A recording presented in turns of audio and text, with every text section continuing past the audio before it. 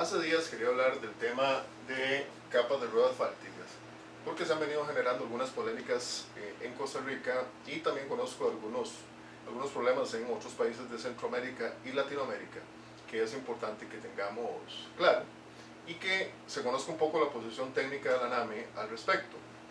Básicamente hay dos temas que voy a poner por aquí.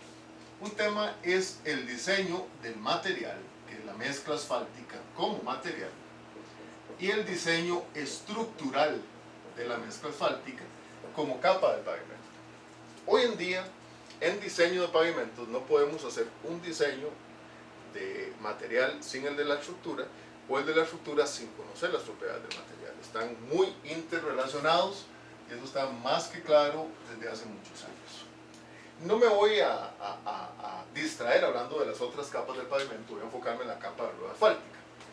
Hay algunos deterioros en campo que tenemos que aprender a diseñar, desde el laboratorio hasta la planta asfáltica y después en la colocación de construcción del pavimento. Uno es la deformación permanente, ¿verdad? Otro es la fatiga, que tiene que ver con los agrietamientos, y el otro es el daño por humedad.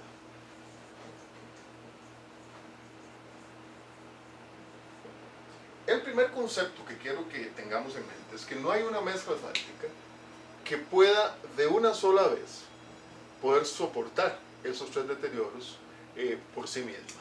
Habitualmente hay mezclas asfálticas que tienen un muy buen desempeño ante un deterioro o el otro, pero no para los tres simultáneamente. Por eso es que hay que tener mucho cuidado y hay que balancear el diseño de materiales asfálticos para pavimentos. Debo decir, antes de hacer algunos gráficos aquí, que la propiedad típica con la que hemos diseñado pavimentos, que es el módulo, en el caso de mezclas asfálticas, siempre aquellos valores famosos, antiguos, de la guía AASHTO 93, que yo supongo que ya todos vamos dejando poco a poco, hablaban de valores de 450.000, 500.000 PSI, 400.000, muchas veces no se sabía de dónde venían, se utilizaban algunas correlaciones y nomogramas con el coeficiente estructural y otros valores que, bueno, yo supongo que hoy todos estamos claros en que eso no se debiera hacer, pero ese módulo de rigidez, le pongo aquí el asterisco, es dinámico.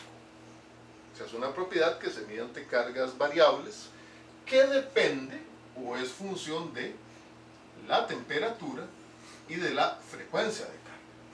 Recordando que la frecuencia es 1 entre el periodo de aplicación de carga y está relacionado con distintas metodologías con la velocidad de los vehículos. Entonces, como otra idea, es importante recordar que este módulo dinámico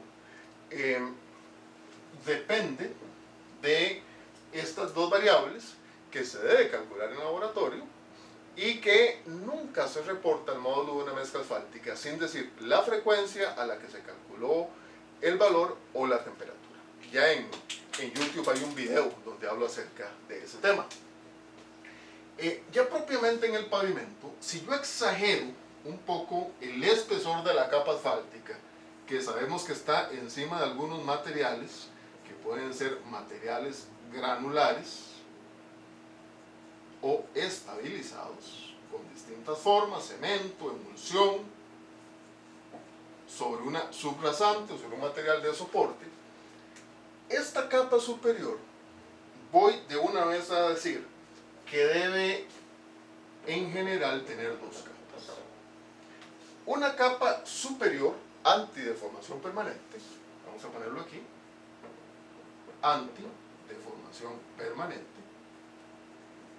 y la capa inferior, antifatiga. Antifatiga, y vamos a ponerlo con una alta resistencia al daño por humedad.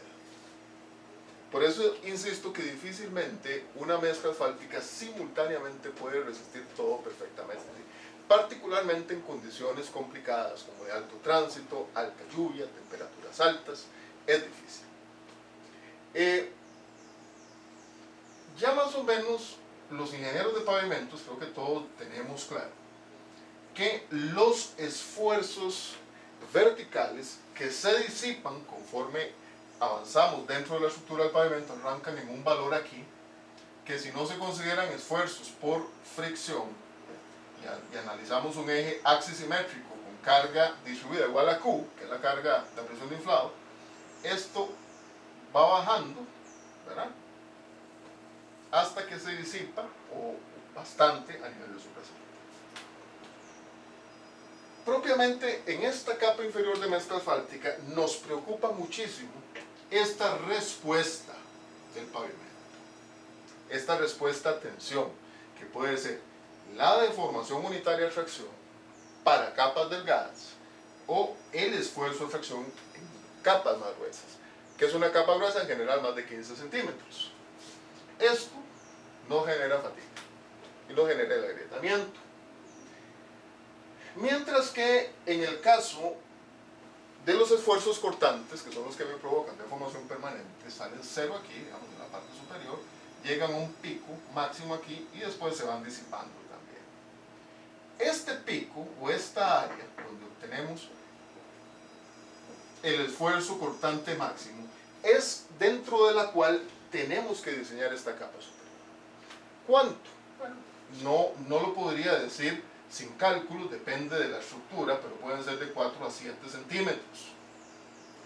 En donde yo sé que necesito una mezcla asfáltica que tenga una alta trabazón granular, puede tener una granulometría más gruesa y eventualmente un asfalto modificado.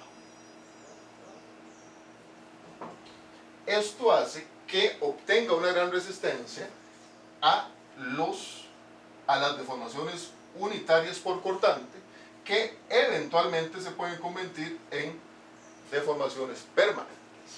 Y eso, ¿dónde lo tenemos? Voy a pasarme para acá. ¿Dónde lo tenemos aquí? De nuevo, exageremos las cotas, exageremos un poco el pavimento. Esa deformación permanente me va a provocar, si tengo una mezcla inadecuada o con un mal diseño estructural, estoy exagerando de nuevo, una deformación así, esto es gamma P, que es inducido por esfuerzos de corte muy altos. Esta rodera, caracterizada por estos hombros y por esta depresión, nos genera muchísimos problemas. Entonces, de nuevo, aquí necesitamos, exagero las cotas, ¿verdad?, y el diagrama, agregado que tenga mucho contacto intraparticular, ¿verdad?, asfalto modificado. Hay gente que utiliza otro tipo de mezclas, como la CCMA o GAP Rated, o los microaglomerados, pero lo que buscamos es una mezcla con una altísima resistencia a la deformación permanente. Y aquí una mezcla que tenga una alta resistencia a la fatiga. Esta es una mezcla densa que hay que diseñarla, y que la estabilidad y el flujo Marshall no son los ensayos adecuados para hacer ese tipo de diseño.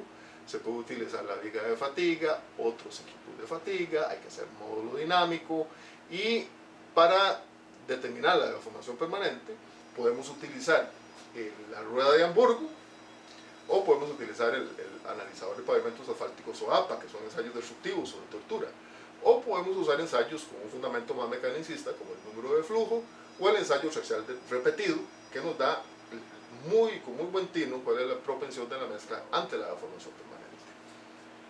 En esta capa superior, que estoy ejemplificando aquí, no se debieron utilizar mezclas finas, particularmente si el pavimento está muy dañado. Ahora en Costa Rica, en algunos lugares se quiere utilizar, o se ha querido utilizar en Centroamérica, mezclas muy finas, donde hay temperaturas altas, donde hay mucha humedad y carga muy alta, y utilizar eso como sobrecapa en un pavimento dañado va a provocarnos una aceleración de, primero, la deformación permanente, y aunque son deterioros independientes, de alguna manera están correlacionados. Si bien es cierto, la deformación permanente es un fenómeno de corto plazo y la fatiga a más largo plazo, si estas deformaciones son muy grandes, si el pavimento tiene deformaciones a tracción o esfuerzos a tracción muy grandes, se va a magnificar el fenómeno de la fatiga y eventualmente el fenómeno del daño por humedad, por una pérdida de cohesión de la mezcla asfáltica aquí. Una gente piensa diferente, los que estudiaron particularmente con influencia de Europa, piensan en una reversión de esfuerzos diferente, con mezclas de alto módulo, pero los que tenemos otros tipos de influencias, particularmente de Estados Unidos, pensamos que esta debe ser la configuración más acertada para el diseño del pavimento. Es un tema interesante, podemos discutirlo en mis redes sociales con mucho gusto. Mi nombre es Luis Guillermo Loría Salazar, soy el coordinador general del programa de infraestructura del transporte de la ANAME de la Universidad de Costa Rica. Mi cuenta en Twitter es LGLoría27 y mi red social en Facebook es Luis Guillermo Loría Salazar. Con mucho gusto atiendo las dudas y podemos discutir de estos temas tan apasionantes en LinkedIn, sea en alguna de mis otras redes sociales. Con todo gusto estoy para servirles.